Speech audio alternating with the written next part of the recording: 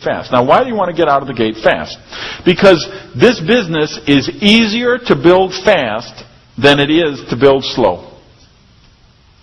Believe it or not. It sounds ironic. It sounds like a paradox, but it's absolutely the truth. It's easier to build the business fast than it is to build the business slow.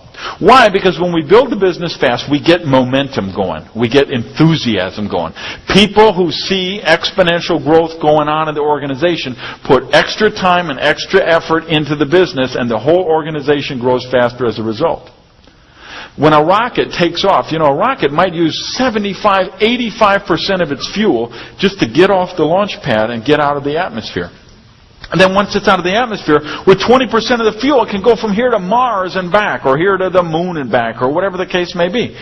But the biggest thing is to break through gravity, get outside of the atmosphere. And it's very much the case in network marketing. You want to break through the initial inertia. You want to break through the initial fears and resistance, the little things that people have made up in their mind about why the business don't work, or why the business might be scary, or why they should procrastinate doing this or doing that.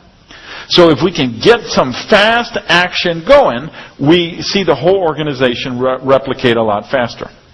So one of the things, if you really want to get out of the gate fast, I'm going to suggest is you train your people who are working with the warm market prospecting to go through the whole get started training. They do their list of people. You want to have a list of at least 100 people.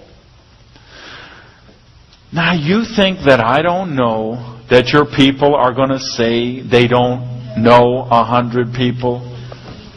Of course they're going to say that. It's in their DNA. They can't help themselves. It's just one of those knee-jerk reactions.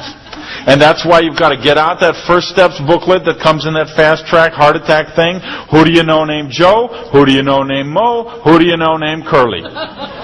Who does your dry cleaning? Who did you buy your car from? Who's your carpet cleaning? Who do you rent your apartment from? Who's your attorney? Who's your CPA? Who's your hairstylist? Who's your lawn guy? Who's your pool guy? Who's your chiropractor? Who's your acupuncturist? And we start with the A and the acupuncture and the whatever, and we go all the way to zoologist. Okay, and we take them through the process, and they know more than 100 people.